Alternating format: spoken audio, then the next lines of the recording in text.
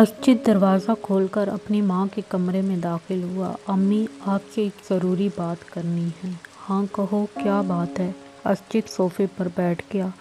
आप हाशिम अंकल की तरफ नहीं गई? नहीं, कोई ख़ास बात है? हाँ, अमामा इस वीकेंड पर आई हुई है। अच्छा, आज शाम को चलेंगे। तुम गए थे वहाँ? शकीला ने मुस्कुराते हुए कहा। हाँ, मैं गया था। कैसी है वो? इस बार तो खासे अरसे के बाद आई है, शकीला को याद आया।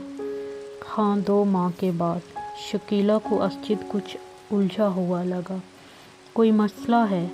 अम्मी, मुझे अमामा पिछली अरसे से बहुत बदली बदली लग रही है। उसने गहरा सांस लेते हुए कहा।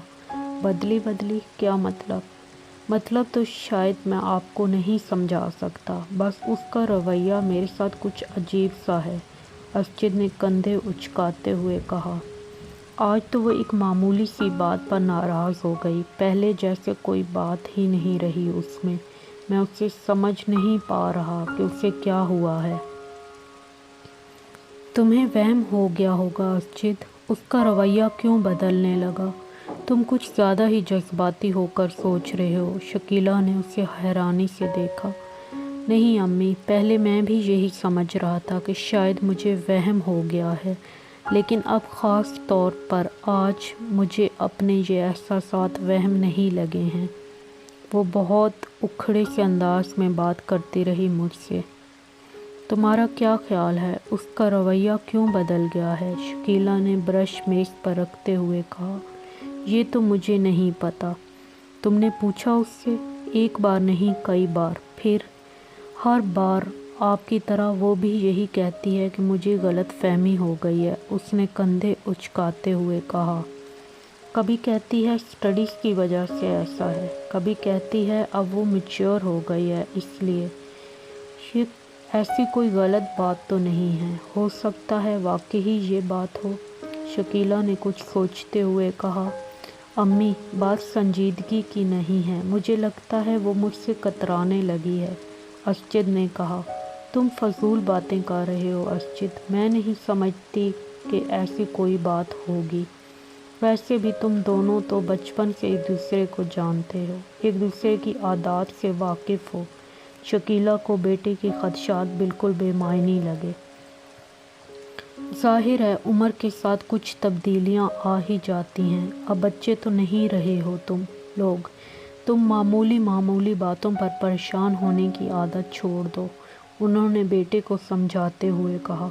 वैसे भी हाशिम भाई अगले साल उसकी शादी कर देना चाहते हैं। वो कह रहे थे कि वो बाद में अपनी तालीम मुकम्मल करती रहेगी।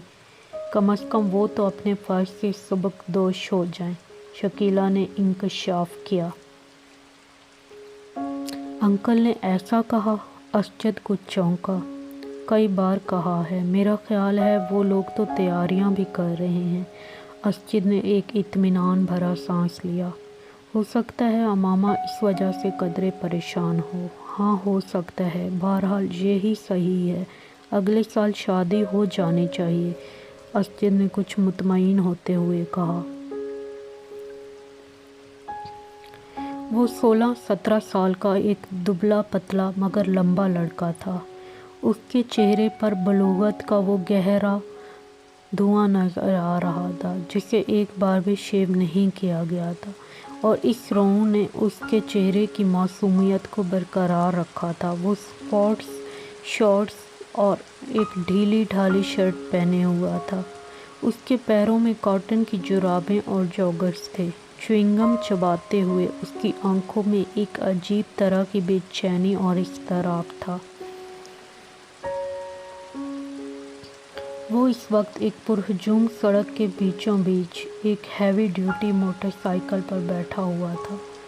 तेज़ी से तकरीबन उसे उड़ाए ले जा रहा था। वो किसी किस्म के हेलमेट के बगैर था और बहुत ही रश अंदाज में मोटरसाइकिल को चला रहा था।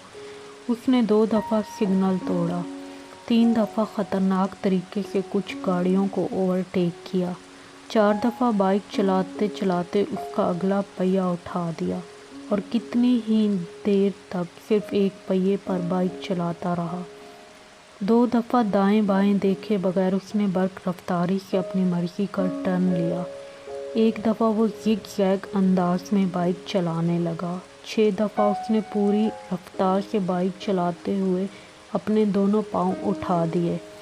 फिर यकदम उसी रफ्तार से बाइक चलाते हुए उसने वन वे की खिलाफ वर्जी करते हुए इस लाइन को तोड़ा और दूसरी लाइन में सन्नाटे के साथ घुस गया। सामने से आती हुई ट्रैफिक की ब्रेकें यकदम चिरचिराने लगीं। उसने फुल स्पीड बाइक चलाते हुए यकदम हैंडल पर से अपने हाथ हटा दिए। बाइक पूरी रफ्तार के साथ सामने से आने वाली गाड़ी के साथ टकराई। वो एक झटके के साथ हवा में बुलंद हुआ और फिर किसी चीज़ पर गिरा। उसे अंदाज़ा नहीं हुआ, उसका ज़हन तारीक हो चुका था। वो दोनों लड़के स्टेज पर एक दूसरे के बिलमुकाबिल रोस्ट्रम के पीछे खड़े थे, मगर हॉल में मौजूद स्टूडेंट्स की नज़रें हमेशा की तरह उनमें से एक पर मरकूज़ थीं। वो दोनों हेड बॉय के इंतखाब के लिए काउंसलिंग कर रहे थे और वो प्रोग्राम भी इसका एक हिस्सा था। दोनों के रोस्ट्रम पर एक एक पोस्टर लगा था, जिनमें से एक पर वोट फॉर सालार और दूसरे पर वोट फॉर फैज़ान लिखा था। इस वक्त फैज़ान हेड बॉय बन जाने के बाद अपने मुमकिन इक़दामात का ऐलान कर रहा था, जबकि सालार पूरी संजीदगी के साथ उसे देखने में मसरूफ़ था। फैज़ान स्कूल का सबसे अच्छा मुकर्रर था और इस वक्त भी वो अपने जोश ख़ताबत के कमाल दिखाने में मसरूफ़ था और इसी ब्रिटिश लहजे में बात कर रहा था जिसके लिए वो मशहूर था। बेहतरीन साउंड सिस्टम की वजह से उसकी आवाज़ और अंदाज़ दोनों खासे मुतासिर कुन थे। हॉल में बिलाशुबा सकूत तारी था और ये खामोशी सिर्फ उस वक्त टूटती जब फैज़ान के सपोर्टर उसे उसके किसी अच्छे जुमले पर दाद देना शुरू होते। हॉल एकदम तालियों से गूंज उठा। आध घंटे के बाद जब वो अपने लिए वोट की अपील करने के बाद खामोश हुआ तो हॉल में अगले कई मिनट तालियां और सीटियां बजती रहीं। इन तालियों में ख़ुद सालार सिकंदर भी शामिल था। फैज़ान ने एक फातिहाना नज़र हॉल पर और सालार पर डाली और उसे तालियां बजाते देखकर उसने गर्दन के हल्के इशारे के साथ उसे सिराहा। सालार सिकंदर आसान हरीफ नहीं था, ये वो अच्छी तरह जानता था। स्टेज सेक्रेटरी अब सालार के लिए अनाउंसमेंट कर रहा था। तालियों की गूंज में सालार ने बोलना शुरू कर दिया। Good morning friends. वो 1 मिनट के लिए ठहरा। फैज़ान अकबर एक मुकर्रर के तौर पर यकीनन हमारे स्कूल का असासा हैं। मैं या दूसरा कोई भी उनके मुकाबले में किसी स्टेज पर खड़ा नहीं हो सकता। वो एक लम्हे के लिए रुका। उसने फैज़ान के चेहरे को देखा जिस पर एक फ़ख्रिया मुस्कुराहट उभर रही थी, मगर सालार के जुमले के बाकी हिस्से ने अगले लम्हे उसकी मुस्कुराहट को गायब कर दिया। अगर मामला सिर्फ बातें बनाने का हो तो। हाल में हल्की सी खिलखिलाहटें उभरी। सालार के लहजे की संजीदगी बरकरार थी, मगर एक हेड बॉय और मुकर्रर में बहुत फ़र्क होता है। मुकर्रर को बातें करनी होती हैं, हेड बॉय को काम करना होता है। दोनों के दरमियान टॉकर और डूअर का फ़र्क होता है और ग्रेट टॉकर्स और नॉट ग्रेट डूअर्स। सालार के सपोर्टर्स की तालियों से हाल गूंज उठा। मेरे पास फैज़ान अकबर जैसे खूबसूरत लफ्ज़ों की रवानी नहीं है, उसने अपनी बात जारी रखी। मेरे पास सिर्फ मेरा नाम है और मेरा मुतासिर कुन रिकॉर्ड, और मुझे काउंसलिंग के लिए लफ्ज़ों के दरिया को बहाने की कोई ज़रूरत नहीं। Trust me and vote for me. उसने शुक्रिया अदा करते हुए जिस वक्त अपने माइक को ऑफ़ किया, उस वक्त हाल तालियों से गूंज रहा था। 1 मिनट 40 सेकंड में वो इसी नपे तुले और कैलकुलेटेड अंदाज में बोला था जो उसका खासा था, और उसी 1.5 मिनट ने फैज़ान का तख्ता कर दिया था। इस इब्तदाई तारुफ के बाद दोनों उम्मीदवारों से सवाल और जवाब का सिलसिला शुरू हुआ था। सालार सिकंदर इन जवाबात में भी इतने ही इख्तिसार से काम ले रहा था जितना उसने अपनी तकरीर में लिया था। उसकी सबसे तवील जवाब 4 जुमलों पर मुश्तमिल था, जबकि फैज़ान का सबसे मुख्तसर जवाब भी 4 जुमलों पर मुश्तमिल नहीं था। फैज़ान की फ़साहत और बलागत, जो पहले इसकी खूबी समझी जाती थी, इस वक्त इस स्टेज पर सालार के मुख्तसर जवाबात के सामने चर्ब ज़बानी नज़र आ रही थी, और इसका एहसास खुद फैज़ान को भी हो रहा था। जिस सवाल का जवाब सालार एक लफ्ज़ या एक जुमले में देता, उसके लिए फैज़ान को आदतन तहमीद बांधनी पड़ती, और सालार का अपनी तकरीर में उसके बारे में किया हुआ वो तबसरा वहाँ मौजूद स्टूडेंट्स को कुछ और सही महसूस होता कि एक मुकर्रर सिर्फ बातें कर सकता है।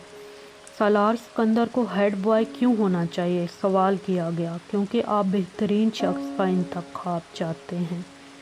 जवाब आया, क्या ये जुमला खुद सताइशी नहीं है?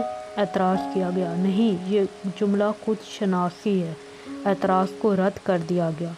खुद सताइशी और खुद शनासी में क्या फ़र्क है? एक बार फिर चुपते हुए लहजे में पूछा गया। वही जो फैज़ान अकबर और सालार सिकंदर में है, संजीदगी से कहा गया।